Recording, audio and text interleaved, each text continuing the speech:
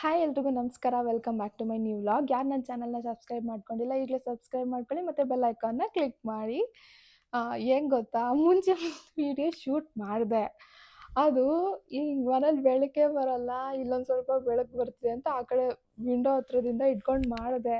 ಆ ವಿಡಿಯೋ ನೋಡಿದ್ಮೇಲೆ ನನಗೆ ಬೇಡ ಅಂತ ಅನಿಸ್ತಾ, ಅದಕ್ಕೆ ಮತ್ತೆ ಮಾಡ್ತಿದ್ದೀನಿ.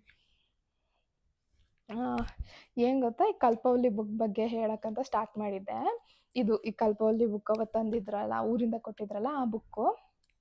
ಈ ಬುಕ್ಕಲ್ಲಿ ಈ ಬುಕ್ ಯಾಕೆ ಫಸ್ಟ್ ಆಫ್ ಆಲ್ ಈ ಬುಕ್ ತಗೊಂಡಿದ್ದೀನಿ ಅಂತಂದರೆ, ನಮ್ಮಮ್ಮ ಒಂದು ರೆಸಿಪಿ ಕೇಳಿದ್ರು ಒಂದು ರೆಸಿಪಿನೂ ಸರಿಯಾಗಿ ಹೇಳಲ್ಲ ಆಯಿತಾ. ಯಾವಾಗಲೂ ಅಷ್ಟೇ ನಾನೇ ಕೇಳಬೇಕು, ಬೆಳ್ಳುಳ್ಳಿ ಹಾಕಲ್ಲ ಅಂದರೆ ಹ್ಞೂ ಹೌದು ಬೆಳ್ಳುಳ್ಳಿ ಹಾಕ್ಬೇಕು, ಟೊಮೆಟೊ ಹಾಕಲ್ಲ ಅಂದರೆ ಹ್ಞೂ ಹ್ಞೂ ಟೊಮೆಟೊ ಹಾಕ್ಬೇಕಂತ. ಅದಕ್ಕೆ ನಾನು ಯಾವ ರೆಸಿಪಿನೂ ಕೇಳೋದೇ ಇಲ್ಲ. ನಿನ್ಗಿಂತ ಯೂಟ್ಯೂಬೇ ಎಷ್ಟೋ ಬೆಟರು ಅಂತ ಸುಮ್ಮನಾಗ್ತೀನಿ. ಬಟ್ ಇವಾಗ ನನಗೆ ಆಲ್ಮೋಸ್ಟ್ ಎಲ್ಲ ಬರುತ್ತೆ. ನನಗೆ ಇವಾಗ ಮದುವೆ ಆಗಿ ಒಂದು 7 ಮಂತ್ ಆಯ್ತು ಅಷ್ಟೇ. ಇವಾಗ ನನಗೆ ಆಲ್ಮೋಸ್ಟ್ ಕುಕಿಂಗ್ ಬರುತ್ತೆ. ಏನಕ್ಕೆ ನಾನು ಇವಾಗ ಒಂದೊಂದೇ ಕೇಳ್ತೀನಿ ಅಂದರೆ, ನಾವು ಯಾವತ್ತೂ ಮನೇಲಿ ಅಡುಗೆನೇ ಮಾಡಿಲ್ಲ. ಅಂದರೆ ನಾನು ಯಾವತ್ತೂ ಮಾಡಿಲ್ಲ, ನನ್ನ ತಂಗಿನೂ ಅಡುಗೆ ಮಾಡಿಲ್ಲ. ನಮ್ಮ ಮನೇಲಿ ನಮ್ಮಮ್ಮ ಅಷ್ಟೇ ಅಡುಗೆ ಮಾಡ್ತಾರೆ. ಟೀ ಅಷ್ಟೇ ಬರುತ್ತೆ ನಮಗೆ ಮಾಡೋದಕ್ಕೆ. ಸೊ ಹಂಗಾಗಿ ನಾವು ಯಾವತ್ತೂ ಅಡುಗೆ ಮಾಡಿಲ್ಲ. ಹಾಗಾಗಿ ನನಗೆ ಕೆಲವೊಂದು ಬಟ್ ಇಷ್ಟು ವರ್ಷ ನೋಡಿರೋದನ್ನ ನಾನು ನೆನಪಲ್ಲಿ ಇಟ್ಕೊಂಡು ನಾನು ಅಡುಗೆ ಮಾಡ್ತಾ ಇದ್ದೀನಿ ಅಷ್ಟೇನೆ. ಬಟ್ ಎಲ್ಲನೂ ಬರುತ್ತೆ ಇವಾಗ ಆಲ್ಮೋಸ್ಟ್ ಎಲ್ಲನೂ ಕಲ್ತಿದ್ದೀನಿ ಅಂತಲ್ಲ, ಟ್ರಯಲ್ ಆ್ಯಂಡ್ ಎರರು. ತುಂಬ ಏನು ಹಾಳಾಗಿಲ್ಲ, ಬಟ್ ಬರುತ್ತೆ. ಅದಕ್ಕೆ ನಾವು ಅಮ್ಮಂಗೆ ರೆಸಿಪಿ ಕೇಳಿದಾಗೆಲ್ಲ ಸರಿಯಾಗಿ ಹೇಳಲ್ಲ ಅಂತ ಹೇಳ್ತಿರ್ತೀನಾ. ಸ್ವಲ್ಪ ಸ್ವಲ್ಪ ಡೌಟ್ ಇರುತ್ತಲ್ಲ, ಅದನ್ನು ಕೇಳುವಾಗ ಸರಿ ಹೇಳಲ್ಲ ನೀನು, ಕ್ಲಿಯರ್ ಮಾಡಲ್ಲ ಅಂತ ಹೇಳ್ತಿರ್ತೀನಿ. ಅದಕ್ಕೆ ಈ ಬುಕ್ಕನ್ನು ಕೊಡ್ತೀನಿ ಅಂತ ಕೊಟ್ಟು ಕಳಿಸಿದ್ದಾರೆ. ಈ ಬುಕ್ಕಲ್ಲಿ ಒಂದು ಮಜಾ ಏನಂದರೆ, ಈ ಬುಕ್ಕಲ್ಲಿ ಮನೆಗೆ ಏನೇನು ಐಟಮ್ಸ್ ಬೇಕು ಅಂತಲೂ ಕೊಟ್ಟಿದ್ದಾರೆ. ಅಂದರೆ ನೀವಿವಾಗ ಸ್ಟಾರ್ಟಿಂಗ್ ಯಾರಾದ್ರು ಮದುವೆ ಆಗಿ ಹೊಸ್ದಾಗಿ ಈಗ ಒಂದು ಜಾಯಿಂಟ್ ಫ್ಯಾಮಿಲಿಲಿದ್ದರೆ ಎಲ್ಲನೂ ಐಟಮ್ಸ್ ಇರುತ್ತೆ. ನೀವು ಸಪ್ರೇಟಾಗಿ ಇಬ್ಬರು ಎಲ್ಲಾದರೂ ಹೊರಗಡೆ ಬಂದು ಫ್ಯಾಮಿಲಿ ಸ್ಟಾರ್ಟ್ ಮಾಡ್ತಿದ್ದೀರಾ ಅಂದರೆ, ಇಫ್ ಇನ್ ಕೇಸು ಯಾರಾದರೂ ಹಳ್ಳಿಲಿರೋರು ಸಿಟಿಲಿ ಕೆಲಸ ಇರೋ ಹುಡುಗನ ಮದುವೆ ಆಗಿ ಅಲ್ಲಿಗೆ ಬರ್ತಿದ್ದಾರೆ ಅಂದರೆ, ಅವ್ರ ಮನೆಗೆ ಏನೇನು ರೆಡಿ ಮಾಡ್ಕೊಬೇಕಲ್ಲ ಐಟಮ್ಸು, ಅದಕ್ಕೆ ಏನೇನು ಬೇಕೋ ಆ ಥರ ಎಲ್ಲನೂ ಕೊಟ್ಟಿದ್ದಾರೆ ಇದರಲ್ಲಿ. ಏನಂದರೆ, ಮನೆಗೆಷ್ಟು ಚೇರ್ ಬೇಕು, ಆಮೇಲೆ ಎಷ್ಟು ಬೆಡ್‌ಶೀಟ್ ಬೇಕು, ಆಮೇಲೆ ಏನೋ ಬೀರು, ಆಮೇಲೆ ಹಂಡೆ ಎಲ್ಲ ಕೊಟ್ಟಿದ್ದಾರೆ. ಸಿಟಿಲಿ ಯಾರು ಹಂಡೆ ಯೂಸ್ ಮಾಡ್ತಾರೋ ಗೊತ್ತಿಲ್ಲ, ಅದು ನನ್ನ ಅಸಂಪ್ಷನ್ನು ಸಿಟಿ ಅಂತ. ಆಮೇಲೆ ಬಕೆಟು, ಪಾತ್ರೆ, ಸ್ಪೂನು ಎಲ್ಲ ಎಷ್ಟೆಷ್ಟು ಬೇಕು ಅಂತ ಕೊಡ್ತಾರೆ. ಮತ್ತು ಅದಾದಮೇಲೆ ಒಂದು ತಿಂಗಳಿಗೆ ಎಷ್ಟು ರೇಷನ್ ಬೇಕಾಗುತ್ತೆ ಅಂತನೂ ಕೊಟ್ಟಿದ್ದಾರೆ ಇದರಲ್ಲಿ. ಆಮೇಲೆ ನನಗೆ ಇವಾಗ ಒಂದು ಡೌಟ್ ಬರ್ತಿದೆ. ನನಗೆ ಈ ಬುಕ್ಕಲ್ಲಿ ಅದೇನೇ ಇದ್ರದ್ದು ರೆಸಿಪಿಗಿಂತನೂ ನಂಗೆ ಅದೇನೇ ಇಂಟ್ರೆಸ್ಟಿಂಗ್ ಅನ್ಸೋದು ಓದೋದಕ್ಕೆ. ಇಷ್ಟು ಬೇಕಾಗುತ್ತಾ? ಇಷ್ಟು ಖರ್ಚಾಗುತ್ತಾ? ಅಂತ ಎಲ್ಲ. ಆದರೆ ಇವಾಗ ನನಗೆ ಡೌಟ್ ಆಗ್ತಿರೋದು ಅದಲ್ಲ. ಎಲ್ಲ ಬುಕ್ಕಲ್ಲೂ ಇದೇ ಥರ ಕೊಟ್ಟಿರ್ತಾರಾ? ಇದೊಂದೇ ಬುಕ್ಕಲ್ಲಿ ಈ ಥರ ಇದೆಯಾ ಅಂತ ನನಗೆ ಗೊತ್ತಿಲ್ಲ. ನಾನು ಯಾಕಂದರೆ ಯಾವತ್ತೂ ಯಾವ ಏನು ಅಡುಗೆ ಬುಕ್ಕನ್ನು ಓದಿಲ್ಲ. ಇದೊಂದೇ ನಮ್ಮ ಮನೇಲಿರೋದು. ಇದೊಂದನ್ನೇ ನಾನು ಓದಿರೋದನ್ನ ಸ್ಟಾರ್ಟಿಂಗ್ ಒಂದು ಸ್ವಲ್ಪ ನೋಡಿರೋದು. ಹಾಗಾಗಿ ಈ ಬುಕ್ಕಲ್ಲಿ ಏನೋ ಸ್ಪೆಷಲಾಗಿ ಕೊಟ್ಟಿದ್ದಾರಲ್ಲ ಅಂತ ನಾನು ಅನ್ಕೊಂಡಿದ್ದೀನಿ. ಇವಾಗ ವಿಡಿಯೋ ಮಾಡುವಾಗ ಅನ್ನಿಸ್ತಿದೆ ನನಗೆ, ಎಲ್ಲ ಬುಕ್ಕಲ್ಲೂ ಹೀಗೆ ಇರುತ್ತನ್ಸುತ್ತೆ ಅಂತ. ಆಯಿತು, ಅದಕ್ಕಿಂತ ಇನ್ನೊಂದೇನೋ ಕೊಟ್ಟಿದ್ದಾರೆ ಇದರಲ್ಲಿ, ಅಡುಗೆ ಮನೆ ಹೇಗೆ ಇಟ್ಕೊಬೇಕು ಅಂತ. ಅದು ಹೇಳ್ತೀನಿ. ಇದರಲ್ಲಿ ಏನೇನು ರೆಸಿಪಿ ಇದೆ ಗೊತ್ತಾ? ಇದರಲ್ಲೇನು ಅಷ್ಟೊಂದು ರೆಸಿಪೀಸ್ ಇಲ್ಲ.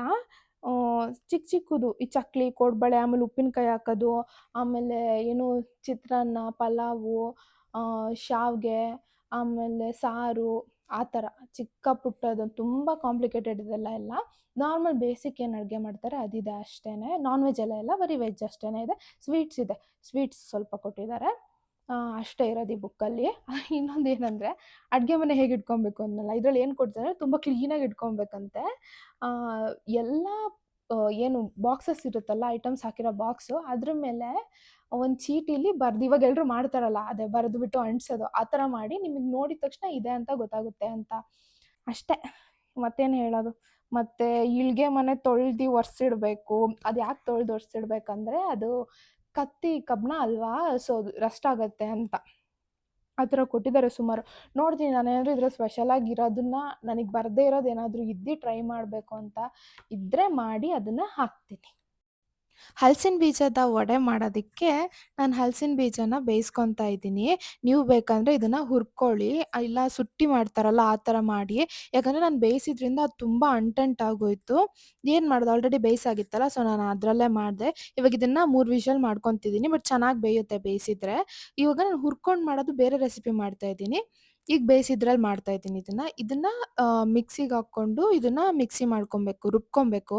ಇದು ಬೇಯಿಸಿರೋದ್ರಿಂದ ಅಂಟಂಟಾಯ್ತು, ಹುರಿದ್ರೆ ಪುಡಿ ಪುಡಿ ಆಗುತ್ತೆ ಅನ್ಸತ್ತೆ. ಇದನ್ನ ಮಿಕ್ಸಿ ಮಾಡ್ಕೊಂತೀನಿ.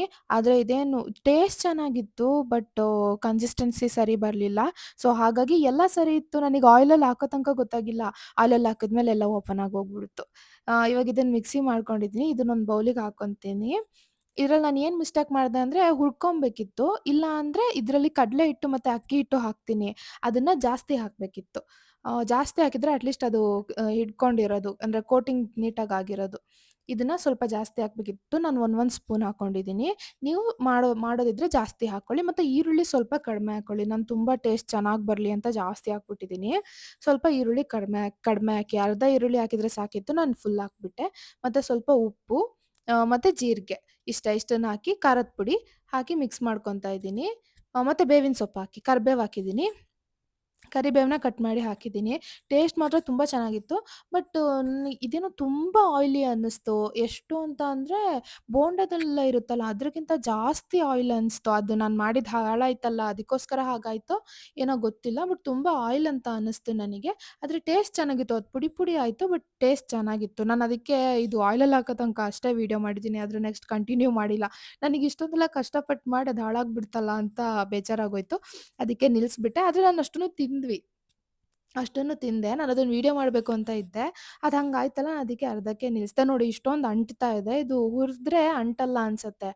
ಮತ್ತೆ ಏನು ಸ್ವಲ್ಪ ಹಿಟ್ಟು ಜಾಸ್ತಿ ಹಾಕ್ಬೇಕಿತ್ತು. ಅಕ್ಕಿ ಹಿಟ್ಟು ಮತ್ತೆ ಕಡಲೆ ಹಿಟ್ಟನ್ನ.